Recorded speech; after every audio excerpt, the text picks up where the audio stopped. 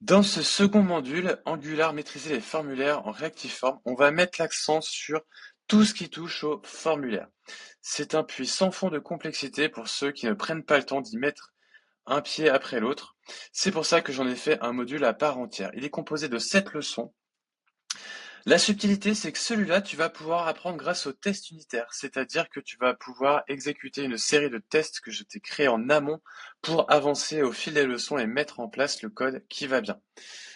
C'est tout à fait optionnel, tu es libre de ne pas suivre ce process. Dans ce module, l'idée c'est de travailler des cas concrets qu'on peut retrouver. La mise en place de champs obligatoires, comment on fait pour activer et désactiver certains champs selon certains choix de l'utilisateur. Qu'est-ce que c'est que les built-in validators en Angular? Comment est-ce qu'on peut créer des custom validators si jamais on ne trouve pas un qui correspond à notre besoin? Comment tout simplement réinitialiser un formulaire de façon propre? Et enfin, un cas typique, notamment sur les sites e-commerce, je suis face à un formulaire de livraison, j'ai un formulaire d'adresse pour envoyer la facture à remplir. Comment je fais pour éviter de tout ressaisir quand c'est la même adresse?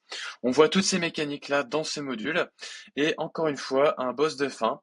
Tu vas recréer une application from scratch où cette fois le point essentiel sera tourné autour des formulaires, donc une complexité plus importante autour des formulaires.